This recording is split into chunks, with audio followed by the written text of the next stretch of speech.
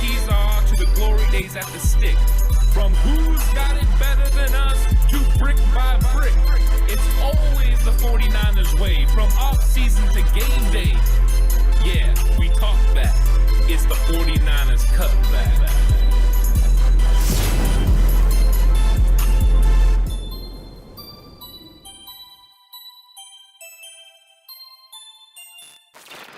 It's 49ers Cutback Podcast time. Welcome to the show. We're going to be talking about minicamp today. A lot of news coming out of Santa Clara, including Kyle Shanahan having some interesting comments about a bunch of players, including Dee Ford. Shocking comments about Dee Ford, actually, and a little surprised by what he dove into, what he divulged, what he sort of put out there in the ether, because it's looking like not just quiet on the westward front for Dee Ford, Ant, but possibly him riding off into the sunset away from San Francisco, not playing anymore, regardless of health and status. And we'll dive into that. But before we do that, hit the like button right now if you haven't already. Hit that subscribe button as well if you haven't done that, and that notification bell. That way you don't miss episodes when we're going live. You don't want to miss any more this week, because this is just day one of minicamp and we have a lot to talk about. Yeah, so sit back, grab something to drink, and throw on your Brock Purdy jersey and have a good time. That's all you can do. It's a glorious Brock Purdy jersey, Ant. It's absolutely phenomenal with the Brock Purdy jersey. And Donald is right. If you like what Alex and Ant are doing over here, then smack that like button. He's not wrong. He also refers to it as Deeboing the like button. You just hit that thing hard. I do like that. Yeah. Run through that like button. And Ant, let's get into this, because there were a lot of things coming out of day one. First and foremost, I think the thing that's the most exciting thing to talk about is the fact that Deebo Samuel was, in fact, at minicamp. I know, in a stunning turn of events. Yeah. He showed up for mandatory minicamp, Ant. But also in a not-so-stunning turn of events, I said tomorrow I'd love to find out what Deebo is dealing with that's going to prevent him from being on the field. And Kyle gave a very non-specific answer. It doesn't look like anything is bothering Deebo, but what is it specifically for Kyle? Basically, just wants to talk to Deebo and see how he's feeling. But, we haven't been together, so no real reason to have him out there. That's pretty much the summation of what he said. I'm not so sure it makes a lot of sense, but when it comes down to it, there is no real need for Deebo Samuel to be on the field for minicamp. As, Kyle Shanahan was bringing up, he just looks at it as three different practices. Minicamp to him is just practices, having Deebo already in the area. I believe that's part of the reason they went with minicamp up. But I think the even bigger news, Alex, than Deebo Samuel showing up is Deebo Samuel moving on from the people that are handling his contract negotiations, according to Papa and Lund from KNBR. That could be very interesting, because it looks like the 49ers and Deebo Samuel are talking contract extension again. It looks like they might very well be, and shout out to D-Will with the $10 super chat there. Hey, TCC, how you doing, sir? How are you doing? And TCC, say hey right now in the comment section. We want to hear from you on that. Appreciate that, dude. Facebook user also, when does Maxi Camp start? Oh my gosh, he's going full jokes about women's menstruation. Apparently, Facebook user, I can't believe you're doing this, man. I think can't believe it. I think what he's referring to is this is mini camp, so Maxi Camp. Isn't that just training camp? I think just means like the larger camp from mini, the Maxi. Taking it to the max. I get it. Food Max. Maximize your shopping. Food Max. Okay. Yeah. No. Food Max did not pay for that plug either. Way to go, Facebook user, with the wonderful Food Max plug. And what's up, Thomas? Welcome to the TCC. Really appreciate your coaching perspective, and we thank you so much for commenting. Yeah, we definitely like to talk from that angle, from the coaching perspective. So welcome, Thomas. Glad you chimed in. That's true. So look, I think that it was very interesting hearing Kyle talk about that with Deebo. It doesn't surprise me at all whatsoever that Deebo is not practicing. I mean, I didn't expect him to be practicing. He's still working on a contract. That being said, the fact that he's there, the fact that there is a change in management in terms of tactics, new team negotiating contract for Deebo means he is changing his approach. This isn't his team going to him and being like, hey, I think you need to remove us and bring somebody else. And this is Deebo saying, hey, you guys haven't done necessarily what I thought or expected you were going to do. Let's shift directions. Let's change the focus here, and let's get back on the same page. It seems like him and Kyle are, again, getting themselves back to a better point. And look, there were the rumors circulating Kyle and Deebo running into each other at the Warriors game. Kyle starting to work his magic yet again with his players, and getting them back into the fold, back with this group, and getting things going in the right direction. Yeah, and this is one of those things that it's a good sign that Deebo Samuel showed up. It's good faith. So I like the way he's handling his business. He's being an absolute professional. And you see a player like DK Metcalf that is not showing up to mandatory minicamps. So I do think it's interesting the way that, Deebo is going about his business, and I like it. And I'm hoping the 49ers are going to, reward him and continue to work out this relationship, because I do think they want this done. Now, it was reported today, of course, that Deebo Samuel wants to be paid like a wide receiver, as he should, because that's a lot more money. And then second, to go along with that, is the fact that he would really like to play more wide receiver and less running back, and for his reps to decrease there. And I really don't doubt that Kyle Shanahan wants the same exact thing. So I think they're going to be able to come to an agreement on all this. They're going to eventually get the contract done. But him showing up is definitely good faith and a good situation for the 49ers, because everyone wanted to paint this as a soiled relationship. It's definitely not a soiled relationship, but a relationship that is not only going to work out in the long run, but could flourish. It's a relationship built on mutual trust. I like that. That's what it is. It's all about that mutual trust, and it seems to still be there, which is good news. And in a shocking turn of events, the Niners have taken care of their football players. So there's no reason for anyone to panic and believe that there's no mutual trust. There's no mutual respect, that these guys don't like each other. No, they like each other. They are friends off the field. And when you're friends off the field like that, it seeps into your relationship, especially if you treat your friendship and your relationship off the field the same way you do on the field. It's going to translate into positive things. Yeah, and everyone's enjoying the jersey. Solid. So Lou's saying Wershing jersey. No. It's totally Brock Purdy. Yeah, it's totally Brock Purdy. Oh, actually, sorry, my bad. Leon O'Neal.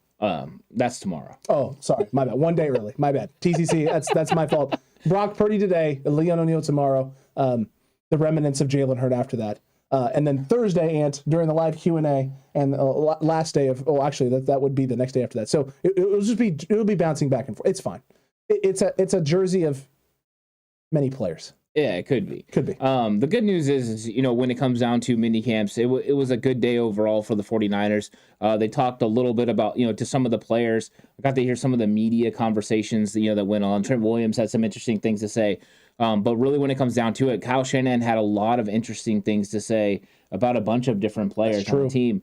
But the things he was saying about Brandon Ayuk and Juwan Jennings, about how they've stepped up and, in being through their system for 2 years, and the separation that Juwan Jennings is being able to create. He says he actually creates more separation than any other receiver on the team, which I found interesting, because it's a guy that wasn't thought to be able to do that coming out of college with a 4.7 speed. But he said he runs weird, but is able to get that separation. I thought that was pretty funny. And that's a good sign for the 49ers, because now they have a bunch of veterans in that room that can definitely handle what Kyle Shanahan throws at them. And if Juwan Jennings and Brandon Ayuk are about to ascend beyond what they were last year, look out, because this wide receiver crew's coming after you. And you don't need anybody else. I mean, those three have already shown that they can get the job done. They got it done. They got it done last year, and Juwan Jennings getting it done late in the season. Brandon Ayuk turning it on late in the season.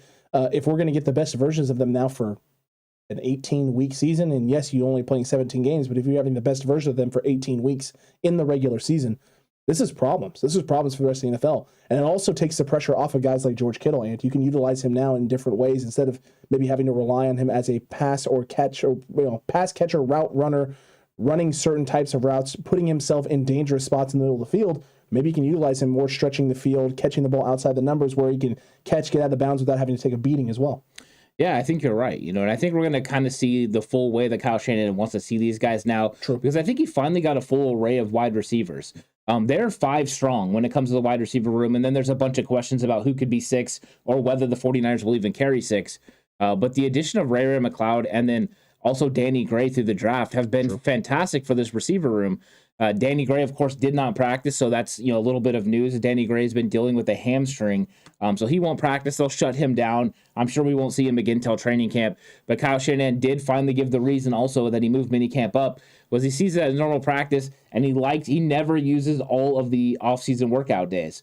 So more than likely, he's getting ready to wind this thing down. He goes off by how his players are doing, and apparently they're doing pretty well. Which is a good sign, and a good sign. And again, not a surprising reason for Kyle to do what he did in this scenario. We said this, right? Last year, they started this sort of trend of ending it a little bit earlier, giving these guys more rest time, preparing them, letting their bodies rest, recover, and build and get prepared for the long grind of the new NFL season. Looks like that's exactly what this is. So no shock, no surprise. Good on Kyle Shanahan for getting ahead of this and sort of changing the mold in terms of how maybe some teams going forward will handle mini camps and preseason. Yeah, and hopefully, Gary, you're doing all right. I'm Agreed. catching some of the comments as they're coming through. Gary, best wishes go out to you. with whatever you're going through. I didn't really catch it, but he said it was lack of red and gold in the blood. Yeah, and you do need to get back to those shorts. I'm enjoying the shorts that Gary does. So if you guys want to know more about the draft picks or even the undrafted free agent, go check out some of the shorts that Gary's been doing. They've been getting some tread on the YouTube, so check them out. They've been absolutely phenomenal. You don't want to miss those. TCC and Faithful. You just don't want to miss those. But look, Kyle also made some interesting comments about Dee Ford, and I really want to get into this because it gives some mindset into where the front office and Kyle are in regards to Dee Ford. They aren't frustrated with Dee, but I think they are finally fed up with the situation with Dee and his health and where he's at. He made comments regarding to and signifying that he has clearance from doctors. So doctors have said he's good to go for where he's at right now. The only thing that's really left is for him to pass a physical. And he said even if that were to pass, he doesn't foresee him being on this roster. I don't think there is anything Dee Ford can do to crack this D-line, even if he clears a physical and is healthy to compete in training camp. I think the 49ers have made the moves that they've made, brought the pieces they brought in the Kamoko Torres of the world, right? Went after and got Drake Jackson so that they don't have to rely on Dee Ford at all. Yeah, I think they've decided now to go ahead and move on from Dee Ford.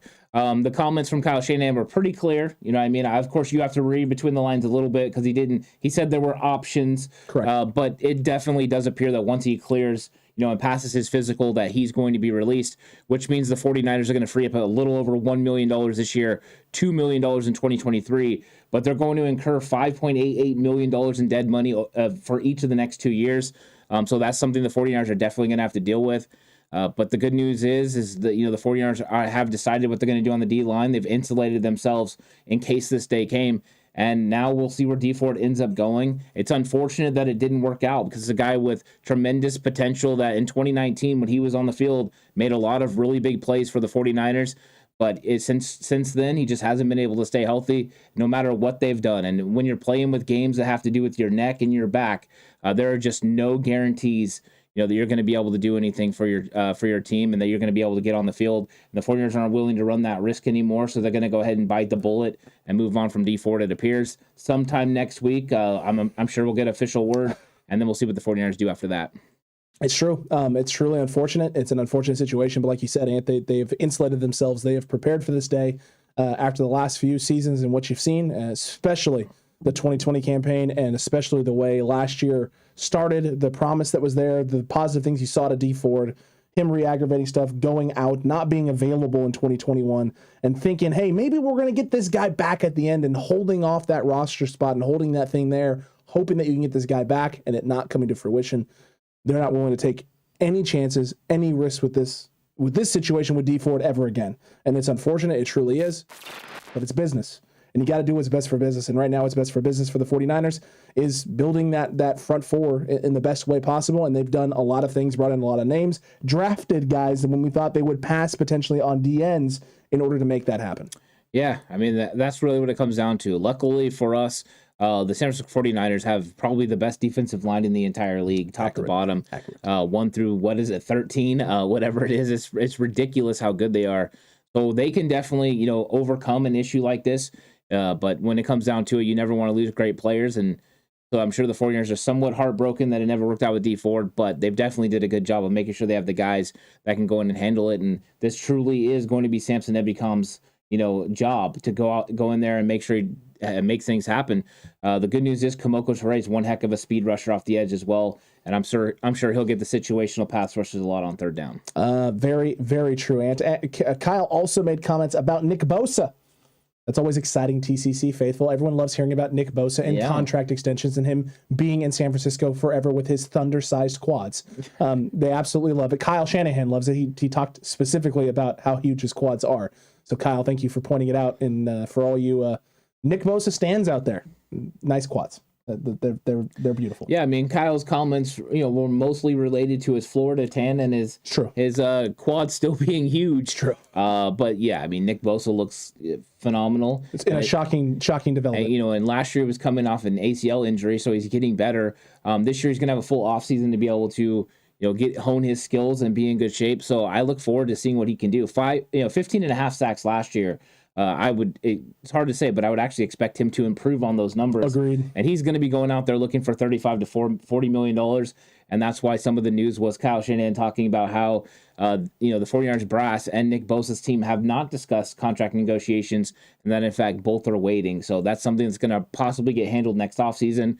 We know that he will be under contract for the 49ers for year 5. And Kyle Shanahan said, though, in his comments that he fully expects him to be a part of the 49ers organization for years to come.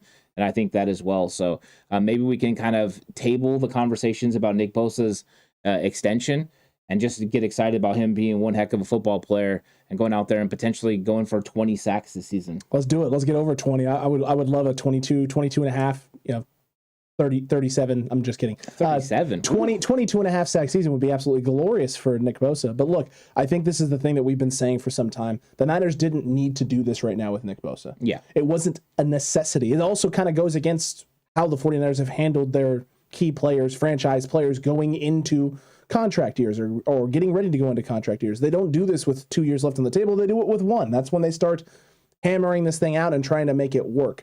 So the fact that they haven't talked about anything doesn't actually surprise me. It's more of the status quo in terms of how this front office handles their business. And in all honesty, knowing what Nick Bosa is going to command, knowing how good Nick Bosa is, what teams will be willing to pay him, whether he was injured or not. If he somehow got injured this year and the Niners like, we don't want to pay you $35 million, $30 million a year to be that guy because we don't know how often you're going to be available. There is a team out there desperate enough that's going to look at Nick Bosa and want to pay him that. So the Niners, there's no reason to rush on this. See what you can do. See what he does this year. See how healthy he stays. See what the cap actually goes up to. And then let's figure out between both sides what's best for everyone. Because even a Nick Bosa that's not 100% healthy, if he gets hurt or misses some time or whatever, knows that his leverage point in terms of asking for the top cream of the crop is hampered a little bit. Someone will still pay it. But guess what, Nick? You're not going to be in Super Bowl conversations. You're not going to be in playoff conversations. You'll be playing for a team that's a bottom barrel team, and your production could go down because of it. It could. One of the things I think he's doing, though, is he's betting on himself. And he Absolutely. sees Aaron Donald's contract that just came through and some of these other edge rushers, including Von Miller, that got an absolutely ridiculously huge contract. And he's going to go out there and try to get the similar thing from the 49ers after this season. So he's betting on himself, knowing that if his numbers go up, so does his paycheck. So I like that aggressiveness, and I think we're poised for a really big year from Nick Bosa. So when he goes out there and does his thing and dominates the way that he does, he's going to get a huge amount of money. This is actually a bigger risk for the 49ers, I believe, than it is for Bosa when it comes to money, because by the end of the year, he might be worth $40 million. Who knows? It's true. That's how ridiculous the money is going up for edge rushers and wide receivers and players. They know the contracts are going up in future years, and they're looking to cash in on those things, and Bosa's going to be no different. But if he plays that motivated, where he considers this a contract year to go out and prove what he can do, he's going to play at a high level. And the cool thing is the 49ers always have in their back pocket that they can franchise tag him. So I think that that's one thing to remember. You can always franchise tag him if you get through his 5th-year option and you still don't come to any resolution on his contract. Agreed. You 100% can. That's probably what you should do in all honesty. If you can't make it work and you can't figure it out, that's the nice thing about these situations. It sucks if you're a rookie, right? And you want to get paid big money and all this stuff, and you want long-term longevity in terms of stability with your paycheck and things of that nature. It also sucks really bad if you get drafted by a horrible organization. Luckily for Nick Bosa, that is not the case. None of those things are the case. The Niners are going to take care of this guy. They take care of their football players. That's what they do. Nick Bosa has been nothing if not a team guy who has done everything possible to not only get back and be healthy, but be the best version of himself, snap in, snap out, every day that he's been in San Francisco. So I'm excited to see what it looks like going into this season, like you said, with a full offseason and a full year of health in the offseason to get ready for this next upcoming season and what that's going to translate into. Charvarius Ward, though, Ant, he's excited about QB1. He's excited about QB1. Trey Lance, Ant, because he came out and said it. He's QB1, so he's the face of the franchise. He's going to show the world this season, I think. Yeah, I like that he threw "I think" in there. And there was a couple of times, right? Where he was talking about the offense too, and he goes, "I'm pretty sure." He definitely left some wiggle room. Charvarius Ward is one of my favorite people to listen to right now. Number one, after everything that happened when he first got signed and his just disdain for the media. Whack questions, bro. It was really funny. So listening to him, I mean, I like the things he said about Jason Verrett, where he talked about how he's been picking Verrett's brain and understanding that he liked Verrett for a long time. So that's something he's leaning on while also taking the information that he's gotten over the last 4 or 5 years and admitting that he's helping the young players as well. I thought those were all cool things. But some of the stuff he said about Trey Lance was hilarious, including his similarities between himself and between Trey Lance and Patrick Mahomes being, Patrick, both of them going to be great quarterbacks. They light-skinned great quarterbacks. That's the similarities. They light-skinned great is the best part about that. Yeah. It's not that is a direct. They light-skinned great quarterbacks, and you know exactly how they light-skinned great quarterbacks. Yeah, it was fantastic. And then everyone was rocking the different SF hats, the new like the cursive look hats. Oh yeah. And he was rocking one that had a black bill or it was a black hat with a red bill. It was looking pretty nice. So I was definitely digging on those. Definitely digging on those as well, Ant. A lot of fun on those. But look, I'm excited to hear him talk about Trey that way, just because, right? This is a guy who played with Patrick Mahomes in Kansas City, so we got to see it firsthand. He has a really good idea of what that type of play looks like, the mobile athletic quarterback with the big freaking gigantic arm. So if he's liking what he's seen from Trey Lance already, he's feeling confident there. I like that because he got to go against that in practice in Kansas City against Patrick Mahomes. The other thing I really liked him talking about was Juwan Jennings and Brandon Ayuk as well. So you had Kyle bringing it up and mentioning it. Not Jimmy Ward, but Charvarius Ward kind of echoing that, mimicking that same sort of sentiment, talking about, we all know Ayuk can be a great number one, but the one that surprised me the most was Juwan Jennings. I didn't expect this dude to be like this. I didn't expect the route running to be on this level. I didn't realize that this dude understands his leverages, understands how he's supposed to run his routes, and when you tell him to go, he straps up and he's ready to go. He's a gamer. He handles his business at a high level. I love hearing that because it continues to show the elevation of Juwan Jennings and why he went from someone we thought wouldn't potentially make the 53-man roster up until we get to training camp and are watching him perform and going, this guy's kind of solidifying a roster spot to bona fide wide receiver 3 by the end of the year. Yeah, I think Juwan Jennings figured it out, and I think part of it has to do with just him getting on the field because Mohamed Sanu was getting all those snaps early on. That's true. Once Mohamed Sanu went down with the injury, then Juwan Jennings stepped up and played at a high level. And he did realize what his role was early. He needed to go in there and be a physical blocker. He's a very physical blocker, especially in that power slot role. He does a good job. So I think that Juwan Jennings finding his role and being able to do the things that he needed to do was very important. And I think he figured it out along the way. The same things that, Brandon Ayuk is figuring out how to be a pro.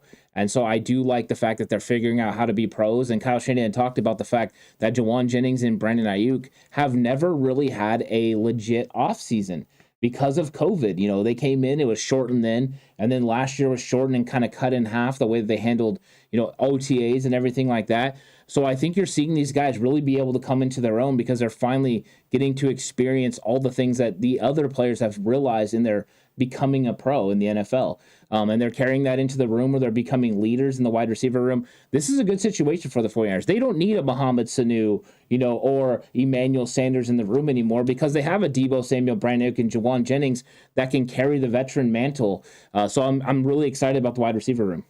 Stoked about the wide receiver room. And this is without having gotten to see Danny Gray, not knowing what that's going to look like there in that situation. And also what Raymond McLeod's going to look like in this system and what he's going to be doing and what he's going to add to this group and what he's going to add to this room. I'm excited, mostly because you've added a bunch of new names in, and I don't have to worry about River Craycraft being on the roster. It's mostly that for me personally, not to hate on River Craycraft. You do have to worry about River Craycraft. When he comes back with Miami. Oh man. Yeah, fear it. I'm not going to. Fear to. the craft. It's not going to happen. I'm not going to fear the craft. Craft brews? Jason just got excited. You said fear the craft. He's like, I love craft brews. Everyone should fear those. Those things are delicious. Look, I'm excited. I'm excited to see what this wide receiver room very well could be. I'm excited to see what's going to happen at the quarterback position because Kyle Shanahan did note and did mention, that if Jimmy Garoppolo is not traded, he's expecting him to go with the 49ers here in training camp and practice with this team, which means potentially quarterback watch 2022. Yeah, I mean, it could be. I think Kyle Shanahan's being very clear about what his expectations are for Jimmy Garoppolo. And he said exactly what we were talking about yesterday. Why would I have him come here and interrupt his recovery process? He's down in LA. He's working on his shoulder. It wasn't anything serious. But if Jimmy Garoppolo is still on this football team and under contract, I expect him to be here for training camp. I think everyone would understand why you would want Jimmy Garoppolo to show up if he's going to be under contract, because in that situation, you have to prepare in case he's a part of your roster. Yep. So I think that they're putting forth a nice conversation to other teams that, hey, Jimmy Garoppolo is still available for trade, but if you're not willing to trade for him, we're going to have him on our roster. We're willing to make that move. And I think that it's very clear what their intentions are. And we'll see if Jimmy Garoppolo actually makes it to training camp, though. But talk about some interesting conversations if you go day one and all of a sudden Jimmy Garoppolo and Trey Lance are both taking reps. It will be very interesting. I imagine it's going to upset a lot of peeps, Ant. A lot of peeps in 49ers land are going to be upset about that if the time comes. But hey, you got to play the hand that you're dealt, and you might be dealt the hand of Jimmy Garoppolo and Trey Lance needing to compete in training camp for said quarterback job. And in all honesty, if Jimmy's on this roster, that's exactly what I want. I don't want this job handed to Trey. I want Trey to earn this job, because if he earns this job, then all questions are answered, and there's nothing else to talk about, and it's just time to see what this can become with Trey Lance at the helm. And if you have both those guys competing and he can't beat him out quite yet, I don't actually personally have any concerns. And I know that the Niners are sitting on an asset in Trey Lance, knowing that at any point in time, if Jimmy were to start the year off, in a crazy world where that were to happen, if Jimmy plays well, his value increases, he shows his shoulders healthy, and you can deal him mid-season if Trey becomes ready. Yeah, you could. I think that's really dangerous. Agreed with you. Because just listening to what Trent Williams had to say about Jimmy Garoppolo and his absolute love for Jimmy Garoppolo as a person and a football player, it puts a little bit of concern. 100%. For how Trey Lance is going to be accepted. I think they all like Trey Lance, but Trey Lance is one of those guys. He's still an unproven commodity. Where Jimmy Garoppolo has proven it to the veteran players. So I think it's one of those things that it's a dangerous game to play. I'm hoping that, to be honest with you, I am hoping that Jimmy Garoppolo is traded and moved before training camp, so that way Trey Lance can come in and handle business without any distractions and without any of those unfair questions that he's going to get from the media, because that's one of the things he shouldn't have to deal with, as the starting quarterback of this team right now. But he would have to deal with those things. So I'm not sure that that's a good situation for him. But I don't know if you heard about Trent Williams talking about Trey Lance becoming a leader. And he was talking about the fact that Trey Lance doesn't have to become a leader. Or, that's not the expectation of a quarterback. He says, does he have those qualities? And is he going to be a great leader? Yeah. But that's not an expectation because they have him. They have George Kittle. They have Fred Warner. Doesn't have to be one. It doesn't have to be one. So they're letting it happen naturally. And I really did like the things that Trent Williams had to say. That's usually how it works, right? Like, someone doesn't come in and you bring this guy in and go, here are the keys. This is your team. Now also lead said team without having done anything. That would be like a coach bringing in a freshman to a program that's got established starters and faces who have been through the ringer, that have the respect of the team, and being like, hi, guys who have been here 3 or 4 years. No, this kid right here, fresh face, newbie, fresh off the bus. This is his first day here. This is his team now. That's crazy. You earn that. You earn that respect. You earn that responsibility, and you demonstrate over time, playing through adversity, picking your team up in down moments, or when you're the one causing said down moments, finding a way to rally and contribute in other ways, doing other things to help your team get over the hump. That's what endears you to a group. That's what gets a group behind you, and then it makes it extremely easy to lead once you've done those things. Yeah, I mean, that's the thing. You let the things happen naturally, and Trey Lance is going to naturally ascend to one of the leaders on this football team. He's a signal caller. He's the one that's going to handle everything that happens in the huddle. So I think you're just going to let this thing happen. And when it does, Trey Lance is going to, step to that next level. And Trey had some very interesting comments as well. True. Whether it was about his motion, which he thinks is a big pile of doo-doo that everyone keeps bringing it up, that it's not a big deal to him. He's not wrong. He said all your slow motion videos, he's not worried about that. All he's worried about is getting the ball quickly, getting it out on time, and also that it's as accurate as possible. And guess what? Those are the things he should worry about. The other cool thing that I kind of mentioned to you was the fact that when he was in LA, he was talking about that's helping him become a better thrower of the football, working with all these specialty coaches such as John Beck and Quincy Avery. But when he's with the 49ers, he's working on becoming a better quarterback, including recognizing defenses, knowing where his receivers are going to be, and getting the ball out on schedule. So you're telling me that in the offseason, he works on skill sets that allow him to put the ball in the right spot, and during the season, he works on recognizing defenses so he can take the skill set he worked on in the offseason and apply it to his team to be the best quarterback he can be? Yes. Oh, that's stunned. I'm stunned by this. oh my God, it's like building blocks on building blocks. And it's like you lay a foundation and then you build off that said foundation.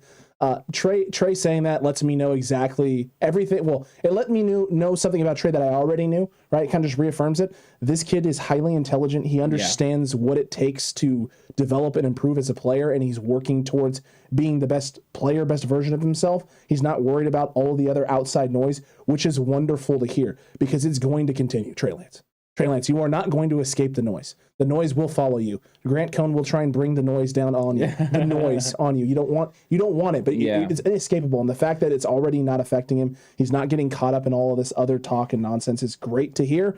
And it also lets me know that this kid his mindset is in the right spot, right? His eye is on the prize. And right now the prize is a Super Bowl, but for Trey Lance, he knows that he's not going to be the one winning said Super Bowl right now. That's not what's being asked of him. What's being asked of him is to become the best quarterback he can be for the 49ers, which means a little bit of the game managing and then blending the athleticism and all the incredible skill sets that he has with that cannon of a freaking arm, and blending that all together to give this team the best chance to get over the hump. Yeah, and with some of the phrasing of the things he said, including talking about, kind of talking with Steve Young and going over some things, I like the way that he phrased things, understanding what the quarterback position means in San Francisco, that the scrutiny you're going to get on you, but always be yourself and just stay within yourself. And I think those are really cool things, that is going to be nice for him to learn. And he's also going to a quarterback that understands that situation, taking over for a polarizing quarterback. Of course, Joe Montana was fantastic, but also a guy that was kind of seen as a runner who wasn't much of a pocket presence. There was a lot of unknowns about Steve Young. So there's going to be some similarities that they can definitely come together on. And I think that that's going to be good for him, and he's always going to have somebody to lean on. But he also talked about his relationship with Brian Griese, and I think Griese's going about it the right way, asking him, why you're here and why you're an NFL quarterback, and those kind of things are good questions because they're being able to create on a more personal level. And I think that's how Brian Griese's approaching it, is attacking it from that level, building a really good relationship. And the fact that you have Clay Kubiak, who was with Trey Lance on the scout team all last year as far as coaching and stuff, he feels comfortable with there. So there's one constant there, and then they bring in Griese, who understands the situation of what happens to you on the field. Not just that, man, but that question, how many professional athletes are asked that question, not in the sense of like, hey, Ant wearing his white Tittle jersey. There you go. Solid, David, solid. But asking that question, a lot of top caliber athletes, how did you make it to the NFL? Like, how did you get here? There's not a why. That why question typically isn't asked because typically most guys look at it and go, why? Because I have these measurables. I do these things. I've demonstrated all of these things. Well, Trey Lance has nice, wonderful measurables, but he hasn't necessarily demonstrated over time. So being able to ask him that and allow him to self-reflect and look at, why did this team take this chance on me? Why am I in this position having played at a small school? Gives him that time to not only reflect and all of those things, but let him know that, hey, there's also a sense of this too, where a lot of people are going to be asking you similar types of questions. They're going to be questioning, why you were the third overall pick, why you deserve to be in this spot. And it's not necessarily the answer you give. It's what you can go out and do and show to just make them stop asking the question. Because at the end of the day, that's all you can really do if you're Trey Lance is go out, show it, prove it. There's no answers to the questions. There's no answers because the reality is, right, someone took you at that spot because they wanted to take you at that spot. They believed in your traits. They believed in your skill set. They believed in who you are as a person and who you are as a player and what you could become. The only answer to the question is doing it, actually physically doing it. There's no response that you can give that's going to make people feel one way or the other. People have made their determination on Trey Lance, and all that's left for him to do is go out and become whoever it is he's going to become. And I'm very confident that it's going to be absolutely incredible. It's just a matter of when does it all click? Yeah, I'm really shocked that people have made a determination on who Trey Lance is because he hasn't even been given the opportunity to develop any of his abilities. He talked about it being an absolute uncomfortable situation last year. Where he said the media wanted to talk to him, and he said, he didn't. What do you want to talk about? He wasn't playing. And I think that's one of the things that I saw from him was a definite comfort in dealing with the media. Last year, he was a happy-go-lucky, just excited to be here to talk to the media and was kind of enjoying it. You could tell it was more business now. Trey Lance is settling into his role, and his role is to be the starting quarterback of the 49ers, and he takes it serious. And everything he was doing and the way that he was approaching the media, he's definitely polished and comfortable in what his expectations are for himself and what his expectations are being a starting quarterback in San Francisco. So I'm excited about that. I think mentally he's one of the strongest guys, there is on the team, and that's good because he's going to have to do that because right now the national media is coming after him.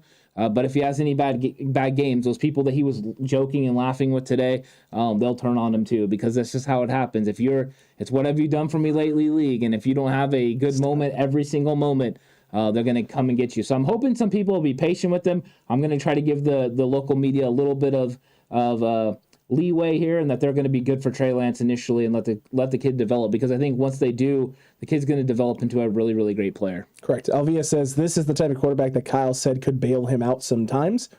Yeah, I mean, this is what you're looking for as a coach. You're looking for a guy who has shown the IQ and the intelligence that Trey Lance has shown the dedication to not only his craft, but improving himself in as many aspects of the game and at the quarterback position that he can, that also has all of the tools that not every quarterback possesses: the athleticism, the ability to escape the pocket, the ability to be a tough physical runner who can take a beating and stand up when guys are getting hands on him and be able to break out of sacks and get out of the pocket. And then once he does that, Ant, can launch the ball a quarter of a mile with that freaking cannon of an arm. That isn't a skill set that every quarterback has the capability of doing, or even doing at a decently high level. Trey has already shown that the deep ball is one of his best skill sets already. So you take the thing he does great already, you add it into what you're expecting your quarterback to do, and you hope that he can blend, right, his skill sets and the thing he does great with what you expect out of your quarterback right now, which is tempo, being able to get the ball out on time, distribute the ball accordingly to the right spots when you're calling the right plays against certain coverages.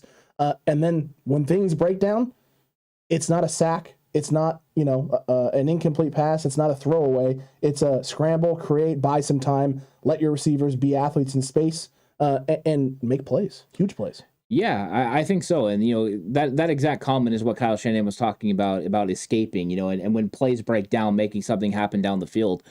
But I would argue that some aspects of Trey Lance and the way that he plays quarterback are actually better for Kyle Shanahan's system than Jimmy Garoppolo's. One of those which is playing from under center. I think Trey Lance does it at a very high level. He did it really well in college, and I think I've seen it translate pretty well to the NFL. Jimmy Garoppolo, proven over the last couple of years, especially this last year, that he's more comfortable in the shotgun.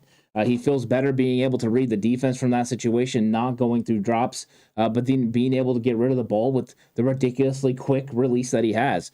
So I think in that area, Trey Lance is going to be better. The one thing that Trey Lance has to continue to work on, which we know he will, is just that void over the middle, where Jimmy Garoppolo is fantastic.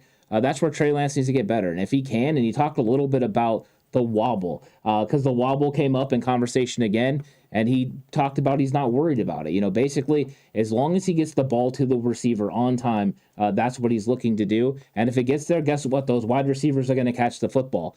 So I think that's one thing that he's going to continue to work on. But he was ready for everything that was coming his way. The PR department did a good job of letting him know, hey, these are the questions that are coming your way. And I think Trey is working on his game, and I'm excited to see what he can do. And if he can excel in that middle of the field with the possibilities to be able to extend plays, he's going to be able to make some huge plays for the 49ers. There's going to be a lot of moments where we're going to be jumping up off the couch, or if you're in the stadium, going crazy, because Trey's going to make some plays. You're like, how the heck did he do that? And thank God we got that guy. Absolutely. Luke Luna, day one in the house, in the book. What's up, dude? Yeah, what's up, Luke? Welcome to chat. Missed you, man. Missed you, but yeah, good to hear and see you down there, man. Good to hear from you indeed. And look, I think this is extremely exciting at the the quarterback position, obviously, and it's very exciting just about the Niners being able to get back on the field, getting all the big names out there as well with this team, getting Deebo back around the organization, the coaching staff, the players, and seeing that. I mean, if you want to call it relationship mending, then you can call it relationship mending. But the reality is it's just typical contract negotiations at the professional level. It's good to see all of that coming into the fold and coming into fruition. And what I'm really excited about also is what's going to be happening at the center position, because Kyle talked a little bit about Jake Brendel and how well he's looked, and how he's exceeded expectations in terms of how he's been and all of that fun stuff. But to hear Trent Williams talk about Brendel, but also talk about Daniel Brunskill and the level of IQ that man possesses, makes me think that we have a big center controversy or battle at least brewing here for training camp. Yeah, when Kyle Shanahan was talking about Brendel, he brought up Brunskill. But he also said that there's some young guys too that are going to be in the mix for that. And the media didn't stop there, so I give them a lot of applause for what they did. Is they asked about potentially bringing in a veteran center.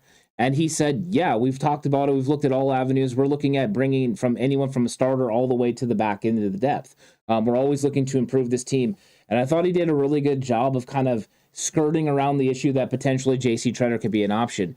Mr. Corey went in chat earlier and said J.C. Tretter is going to be the day one starter. Confirmed. I think that when it comes to Brendel, the conversation coming from it and the things that they were talking about, Brendel coming from Miami because of Chris Forster.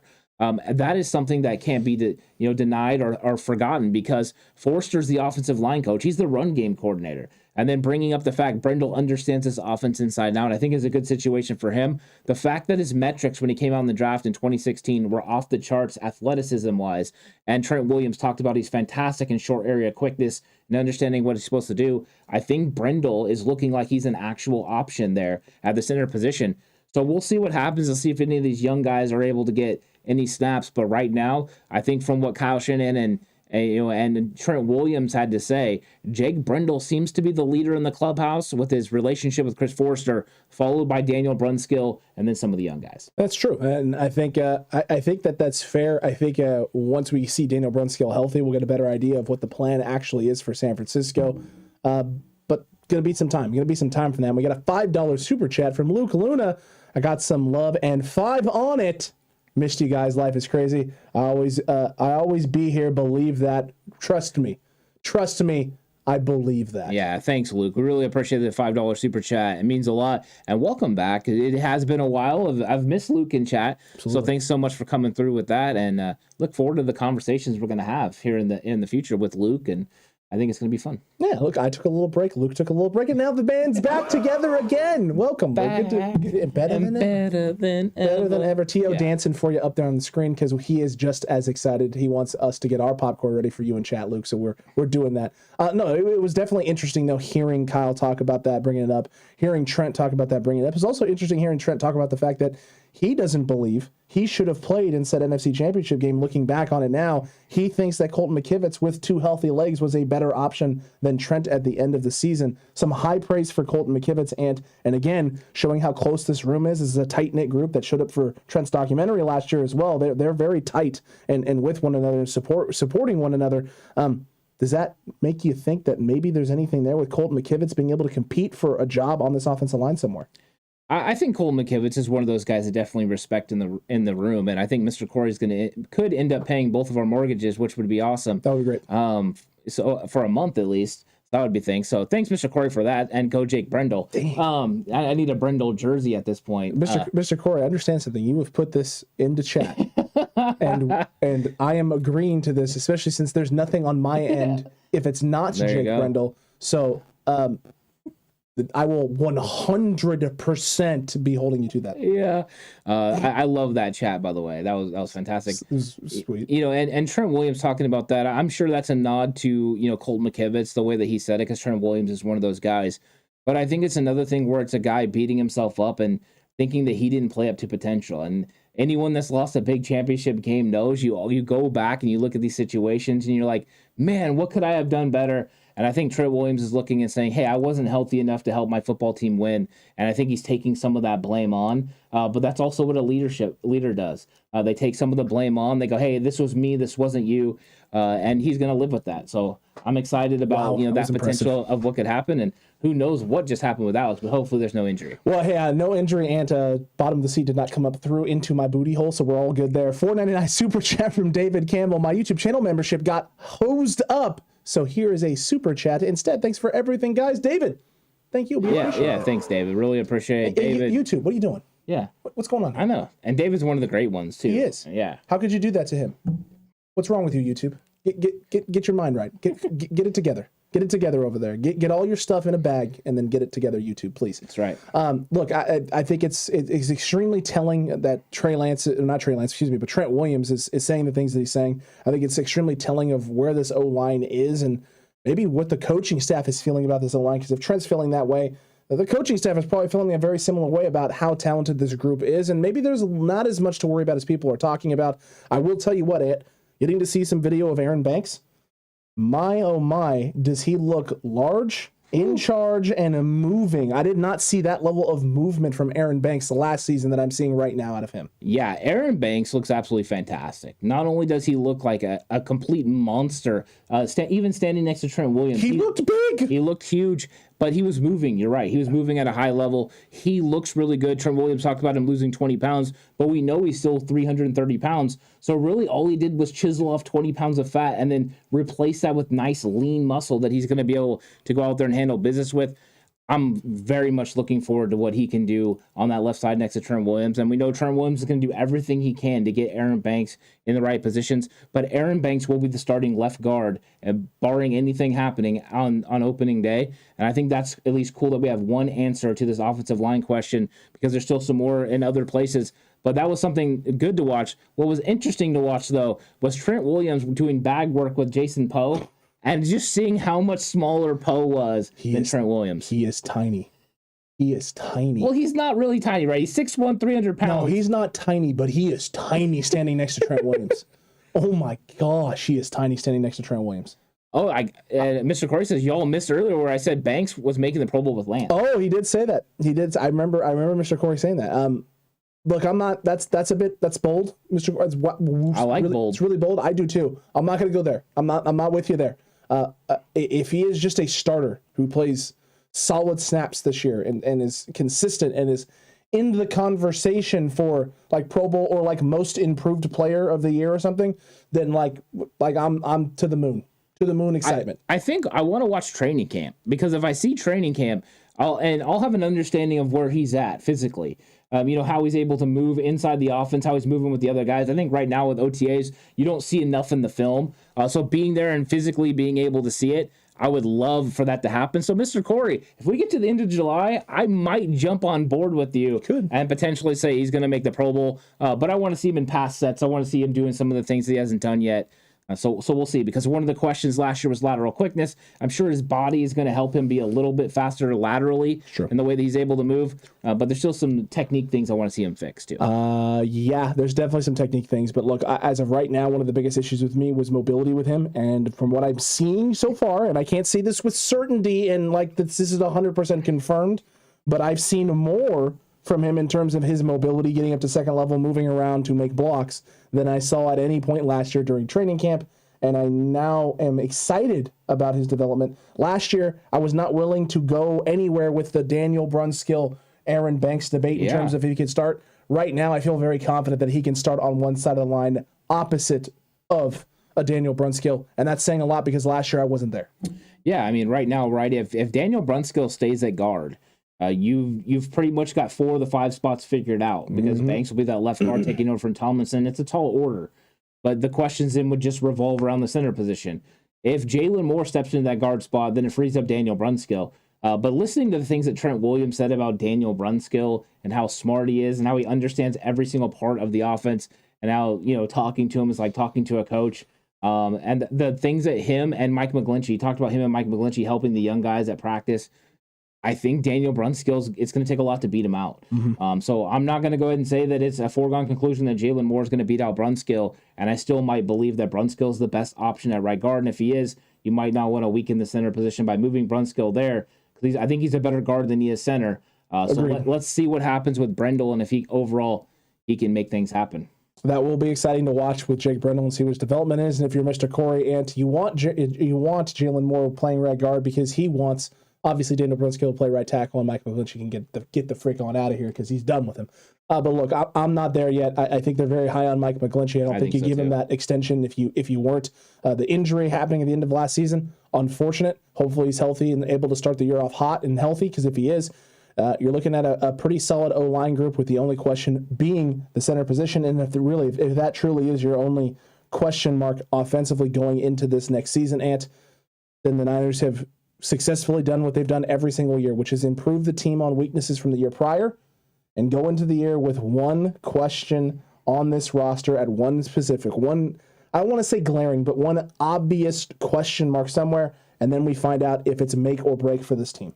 Yeah, and I think if this continues to be a question, if they don't feel that comfortable with Jake Brendel, they're going to go ahead and make a move and get J.C. Treader. I think that is something they can continue to do. If they do release Dee Ford, as it seems that they're going to do, they're going to have $6 million in free cap space. True. That would be enough to get through the year. So, you don't really want to use that money, because that would be the operating cost that you need to operate throughout the season. True. But you still have the caveat that Jimmy Garoppolo's $25.2 million could come off the books. So if you had money, you could figure that thing out.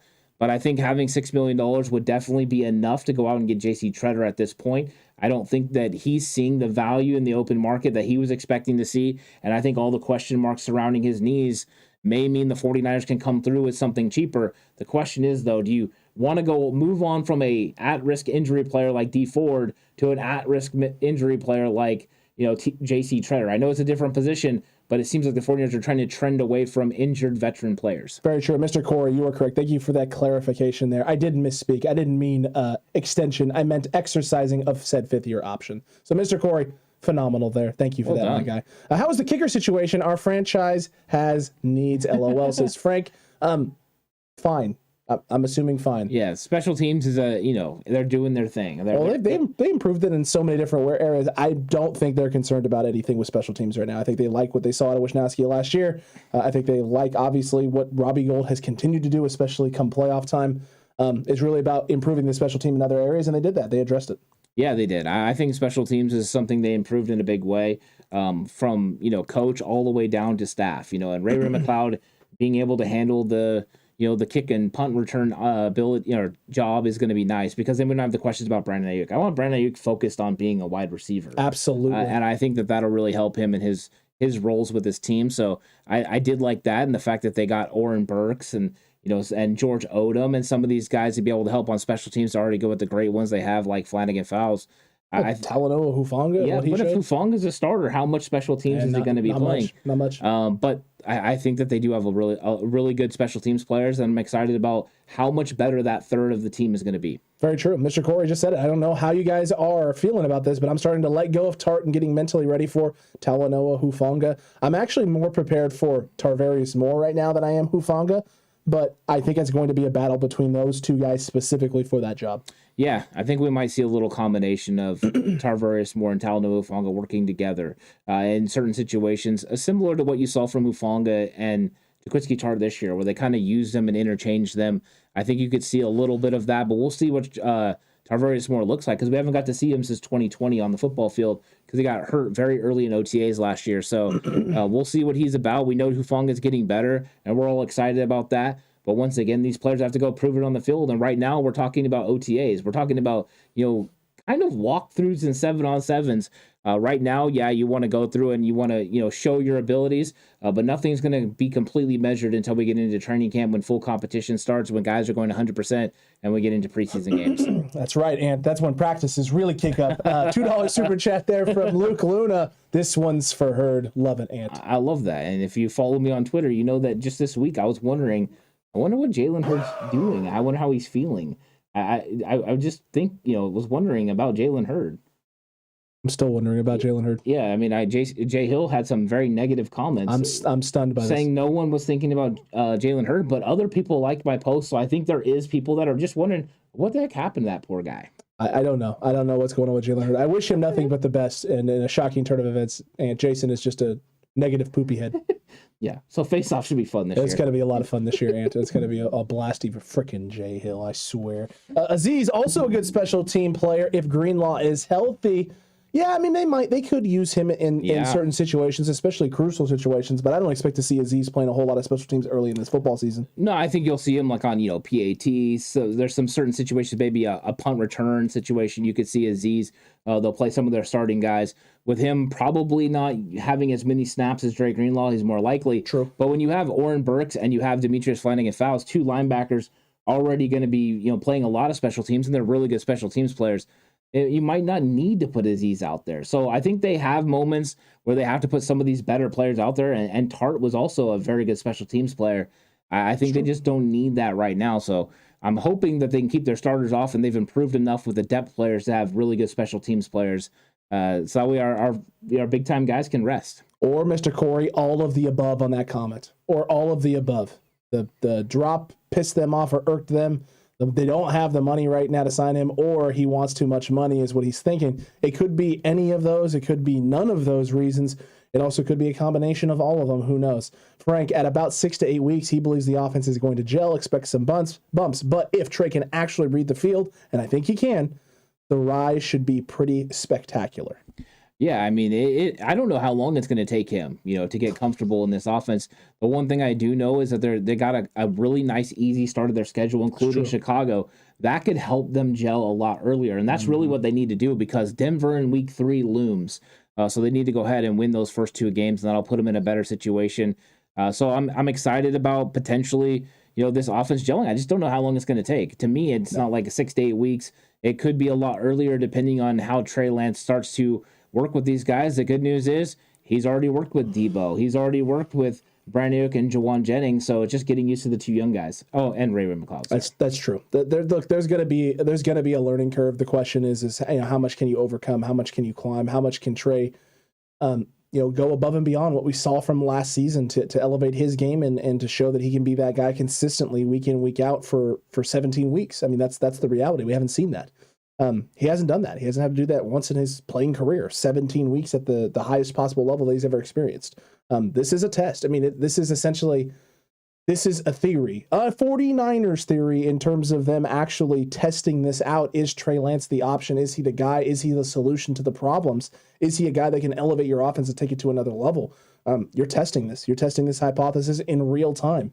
There's going to be some good tests that result in wonderful, amazing things. And there's going to be some times where people are sitting there going, what in the world is happening? No, this cannot be.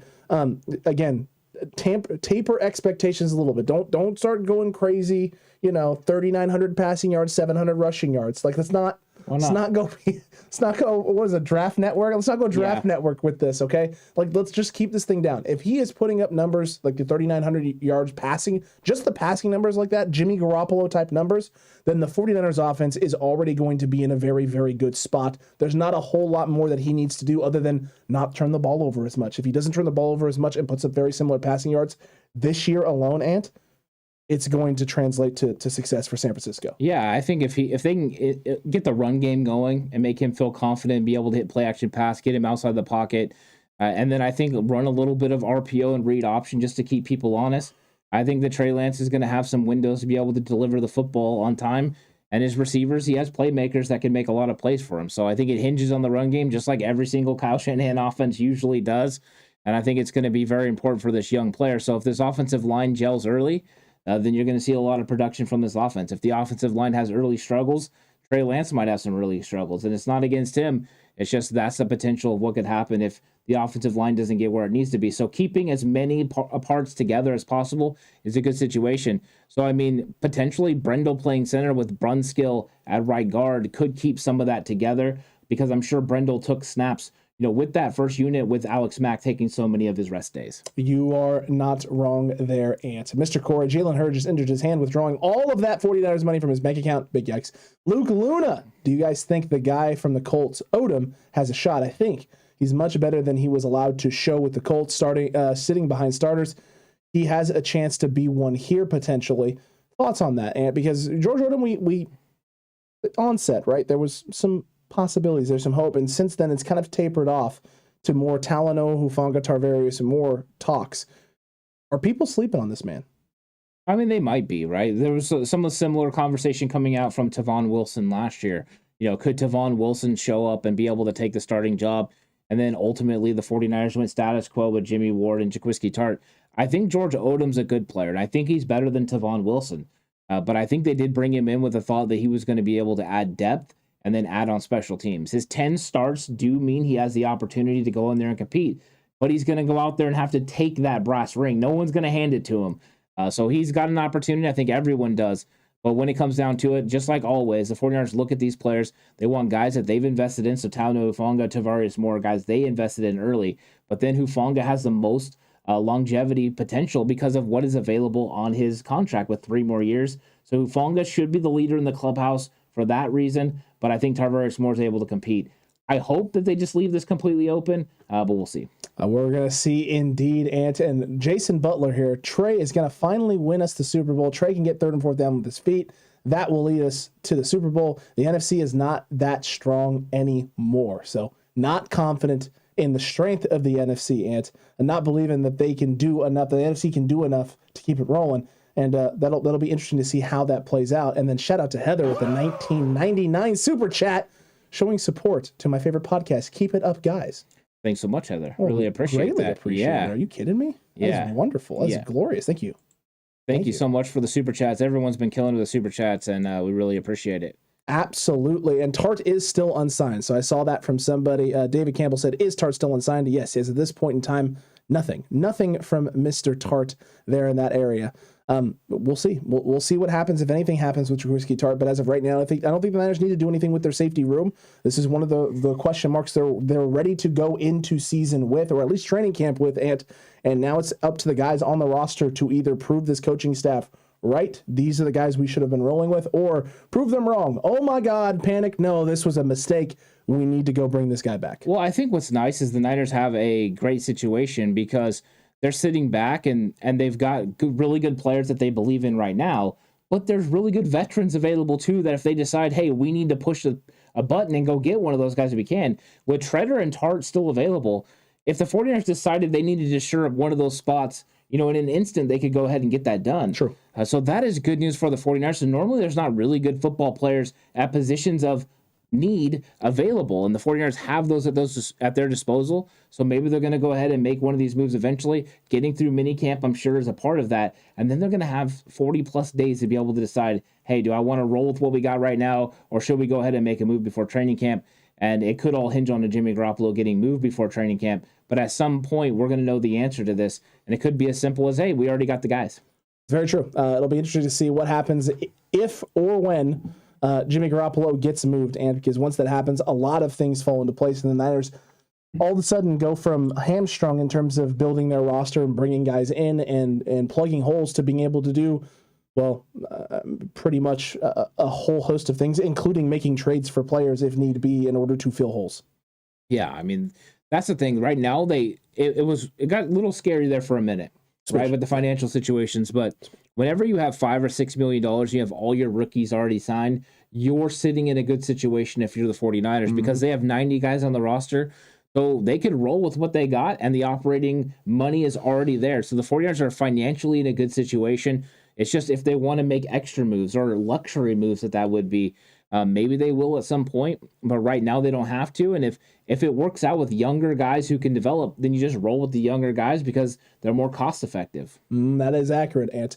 Bolivar saying Jimmy to Cleveland, Browns quarterback situation is deteriorating.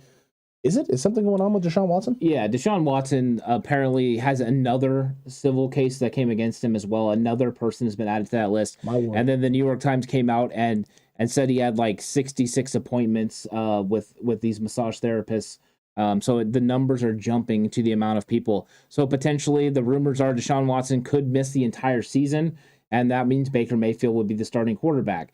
I think right now they still have that situation. Now, if that happens, it means Baker Mayfield's not available. If Baker Mayfield's not available, then that means the only option is Jimmy Garoppolo. So if somebody has an injury or Carolina decides they need to make a move, that means Jimmy's the only course of path go down. Jimmy.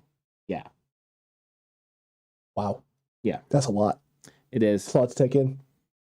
I mean, are you shocked Deshaun Watson was going to have some issues? Oh, no, not at all. I mean, I expected there to be more issues. Yeah. 66 in 17 months. Gotta do some research before I comment on this in any way, shape, or form. That's the exact number, too. So, Marvin Rose, thank you for that. I appreciate that, Marvin. That gives me a lot of things to look and think about with this. Well, Deshaun, I got nothing for you right now, my guy. Not looking good for you. I'll just say that. Brad Jones, though, Chapman and Breezy said a little earlier today during the John Wayne show over. The John Wayne show, on the Breezy Entertainment Network and on John Chapman's YouTube channel. So if you're ever looking for additional 49ers content, that's two solid places to go look. And, it is. It seems none of the coaches are worried about the O-line. We've been hinting at this. We've been saying this for a while. I know fans felt that way. I know a lot of talking heads felt that way. I don't know. I don't know if I felt that way because I'm sitting there going, maybe the coaching staff knows something we don't. They feel confident about their development, and they've seen enough or seen something that makes them go, yeah, we have the pieces and the horses in-house already. I've often believed that the coaching staff was very happy with Daniel Brunskill, so that didn't surprise me.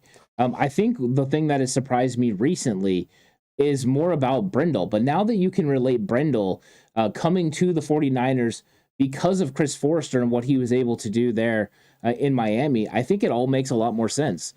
So to me, the questions about the offensive line, I think, have been shored up a little bit over the last couple of years because of the draft and development. True. And I think they're very confident in what Aaron Banks has done and the work that he's put in. And of course, they're going to be confident in a second-round pick. That's a lot of value that they put on him.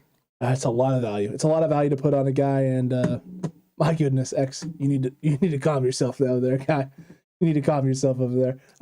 I'll be honest. You know what it kind of reminds me of when it comes to Deshaun Watson? It's like Chris Tucker when he's in. You jumping from the black man in the buffet line. What's wrong with you? No, it's more Jackie Chan. Yeah, like on Rush Hour too. But he's like, yeah, I'm gonna need a little bit more massage, so I'm gonna take this one. I'm taking this one. I'm gonna take this one right here. I'm gonna take this one in the pit too. That's what I think about. I messed up my neck and my back. So I'm gonna take her over there too. Browns paying at least $50 million for their quarterback room if Watson is basically put down and Baker is released, and they trade for Jimmy G. Big yikes, says Brad Jones. Except for Deshaun Watson's number this year is $1.2 million. It's not very high. They reworked his deal, so they made it cost effective. So their quarterback room is actually going to be $19 million, even with Deshaun Watson being suspended for the whole year. It's true. It's not. It ends up being a lot of money right now. This year, the question is, Ant, is if it plays out the way it's playing out right now this year, what is going to prevent it from carrying into next year and the year after and the year after? Yeah, I mean, that's one of the things that was really dangerous to make that move. Yeah. You know, and as soon as the legal issues came up, you knew the 49ers were going to absolutely put the kibosh on any interest that had to do with Deshaun Watson.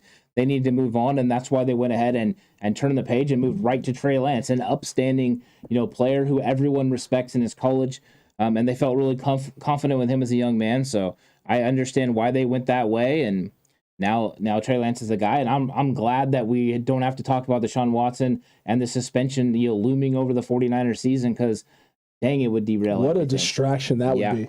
Like, literally, what a distraction that would be. And a shocking turn of events, the Niners are an organization that has put the priority of the team before necessarily improving in certain areas or taking certain risks. Browns are an organization who haven't necessarily done that consistently, and that's why they continue to be in the positions they're in, and the Niners are where they're at. Let's just be thankful as fans. Thankful as fans and faithful to this team, Ant, that has continued to put the play on the field above other things. Yeah, I mean, the closest thing, I think they learned their lesson when they had the guys that they had early on that drafted that didn't work out, and so Reuben Foster was a big black eye for John Lynch, and John Lynch carries himself as one of those guys that's above reproach, and then you have in a situation like that, and he didn't like it, so he's done a really good job of making sure they get high character guys who love football, and that's how you build a roster, and I like what they're doing right now, and so I'm really happy to have Trey Lance as the quarterback. I'd be really happy with Jimmy Garoppolo. I was really happy with Jimmy Garoppolo. And I'm glad it's not Deshaun Watson. I don't know about the legal situation. I just know it would be a huge distraction to the football team. So I'm going to leave the legal situation to the legal part of the people that want to comment about that. But really, I just want to talk about football. Very true, Ant. Focusing on the football. Brad Jones, would you be worried if Baker ends up in Seattle? No. I mean, please do. I think that Nick Bosa will take that personally. There's more flags to be able to be waved in Seattle as well. Lots of flag. That's one thing that I don't worry about I don't worry about Baker Mayfield in Seattle. To be honest right now, besides Russell Wilson, I don't worry about any quarterback that could potentially play for Seattle. That's very true, and we don't have to worry about Russell Wilson playing in Seattle, just in Denver. Not anymore. That son of a gun. NFL, how could you? How could you do that this year to us? How could you? Yeah. This year of all years? I mean, the good news is, his receiver core is a little bit different than what he had in Seattle. Very true. So we'll see. We'll see how they mesh, and it could be early on in the season. Week 3 is still early. They're going to be trying to work out their offense as well. So we'll see what happens to Trey Lance and working out with things with his receiver and Russell Wilson with his guys. Very true, and in a different style run game as well for them in Denver than in Seattle. So some other things going on there. Look, it's going to be a lot of fun no matter what happens with the San Francisco 49ers this year and with the season, what's going to be happening, what's going to be going on. And day 2 of minicamp is going to give us a lot more, hopefully, insights into what's happening, who's developing, who's standing out, who's impressing. I'm looking forward to all of the media comments tomorrow, and I'm also looking forward to hearing from DeMeco Ryans and special teams coordinator, Mr. Brian Schneider. Yeah, that'll be good. I'm interested to hear what DeMeco has to say about some of the players because we've heard little tidbits on Deommodore Lenoir and Ambry Thomas, and there's still questions about the 49ers nickel corner situation. I'm wondering if we're going to get any information out of DeMeco on that thing. But really, when it comes down to it, we're going to see a little bit more of this defensive line getting after it, which is always fun to watch, and Chris Kasarik. And just, more reasons to talk about football, because every single day we get through minicamp, it means we inch closer and closer to training camp. That's kind of where I want to be. Let's get to training camp. Let's get to football, because then it's all about the season. It's all about what's going to happen on the field. Well, and then as coaches, right, this is the fun part. You get to evaluate practices, talk about development, installs, what they're doing, why they're doing it this way. What does it mean? We get to sit there at training camp, and I get to film it and get told by people that I'm showing the playbook, and I'm ruining the season. It's ruined. Yeah, you're ruining it all. I ruined it all last year. Yeah. That's why we started slow offensively. It was my fault. They scored over 40 points against Detroit. Not my fault. It is a little bit funny, and what's up, Pemer? It is a little bit funny that people get a little worked up about that, when in fact they do tell you when not to video, and when you're allowed to. You can video. No one said a word. No one cared. The only thing they did care is when Horst tried to take a picture of the long snapper. That was a no-no. Yeah, taking pictures of Tabor Pepper during non-scheduled phone aspects of practice, not okay. Yeah, filming open scripted 11-on-11s at Levi Stadium. Okay, all good. Yeah, but in shocking development, Horst likes to go slightly offsides. It's just, I'm stunned. And if you enjoy going slightly offsides or watching someone go slightly offsides, you should hop on over to Patreon, in which you can watch Ant and Horst go slightly offsides. Ant, maybe not as much, but Horst definitely flirting with that line of scrimmage. Ant. Yeah, we've been having a lot of fun. We're 3 episodes in, so if you have Patreon or you've been a channel member, I've been putting it out for channel members as well. Go check those out. Let us know what you think about everything that's happening with Slightly Offsides, and there'll be a new episode this week, so I'm excited about that. Who knows where Horst is going to want to go on the Slightly Offsides? It should be a lot of fun. It's going to be a blast. Make sure you're here for that. Become a channel member right here on YouTube, or join us over on Patreon in order to see that. Or if you don't want to have to, that's A-okay. Just subscribe. It's free. You can be right here. You can get all this content here. You can find us over on Spotify. You can find us on Apple Podcasts, iHeartRadio, a lot of other places as well. So you're on the road. You don't necessarily maybe have access to YouTube. Maybe you just pop in Spotify. You take a listen to us and a gander over there, and all the 49ers content you could ever want right here on the 49ers Cutback, Ant. I'm stunned. Yeah, they can even catch Hit or Miss. There's going to be a new episode of Hit or Miss. Episode 1 went up on Patreon last week, and episode 2 is bringing the heat this week. So I'm excited about that one. It's going to come out on Thursday. So if you have Patreon, go ahead and be ready for that, because that's coming soon. Ooh, Hit or Miss episode 2. Don't miss that. Lots more news coming your way. Also tomorrow, day 2 of minicamp. You're not going to want to miss that. 5 p.m. Pacific time right here. Best way not to miss it, hit that subscribe button right now. Hit that notification bell if you haven't already. And then like the video, because it helps pump it out to the rest of the faithful. And we get more people in here talking, more 49ers, more questions, more from the TCC. Yeah, and Paul, I'm working on live chat for Slightly Outsides. We'll get that to you pretty soon. So I don't know if it'll be this week, but if it's not this week, we'll get it to you pretty soon. It'll be taken care of. Don't you worry about it. TCC, we'll catch you on the next one. And until that time, stay safe. Remember, the right way is always the 49ers way.